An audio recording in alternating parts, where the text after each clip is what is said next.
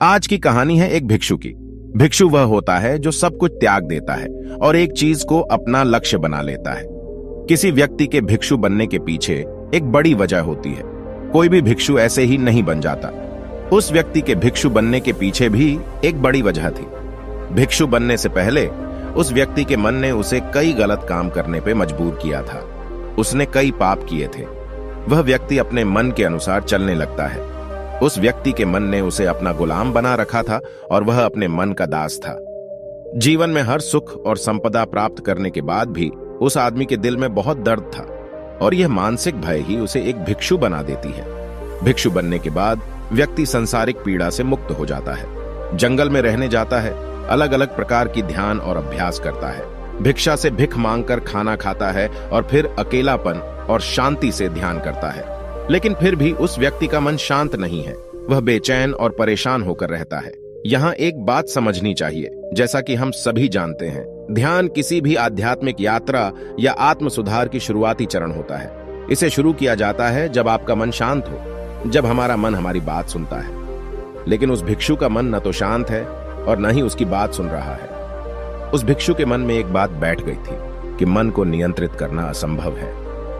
लेकिन फिर एक दिन उस भिक्षु एक व्यक्ति से मिलता है जो न तो भिक्षु है और न ही एक बुद्धिमान व्यक्ति है। वह एक साधारण सा चरवाहा था जो भेड़ बकरियों को चराता था। उसका नाम गोपाल था, जो जंगल में भेड़ बकरियों को चराने में लगा था। गोपाल उससे पूछता है, क्या मैं आपकी मदद कर सकता हूं? आप बहुत चिंतित दिख रहे हैं। पिछले कई दिनों से देख रहा हूं कि आप बहुत बेचैन हैं। अगर आप चाहें तो मैं आपकी मदद कर सकता हूं।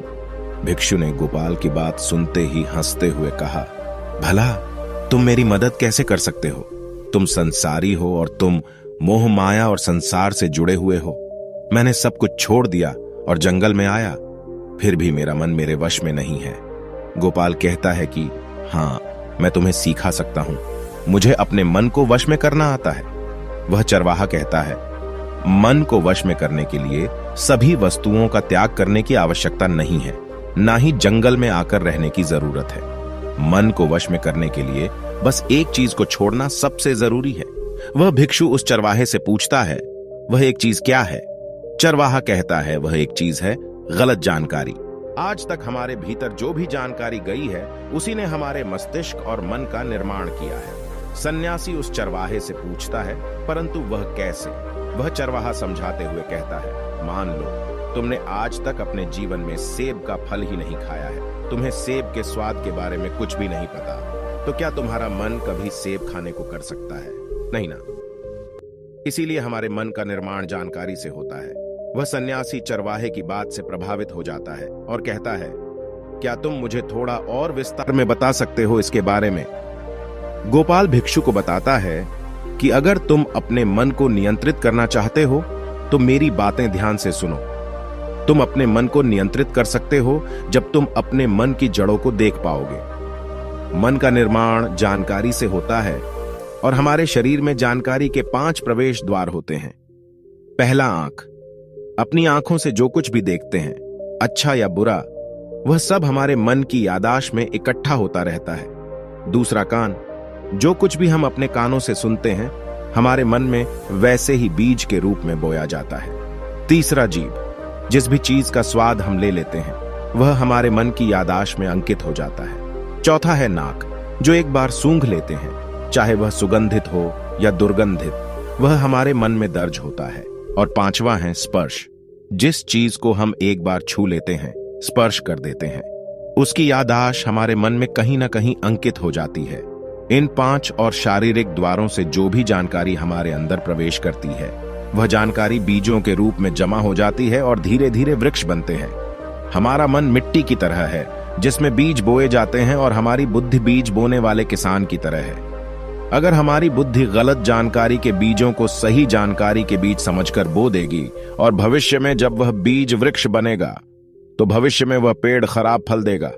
हमारा मन एक उन्नति के काबिल किसी खेती की तरह है जिसमें हम जो भी बीज बोते हैं वह हमारे अंदर उग जाते हैं। जैसे कि एक किसान ध्यान से सही बीज चुनकर उगाता है ताकि उसकी फसल भरपूर और फलदार हो, हमें भी अपने मन को सच्चे और सकारात्मक विचारों से सजाने की जरूरत होती है। जैसे कि एक माली अपने उद्यान की देखभाल करता है, हमें भी अपने मन की देखभाल करनी चाहिए, सच्चे विचारों, अनुभवों और जानकारियों से इसे पोषित करके।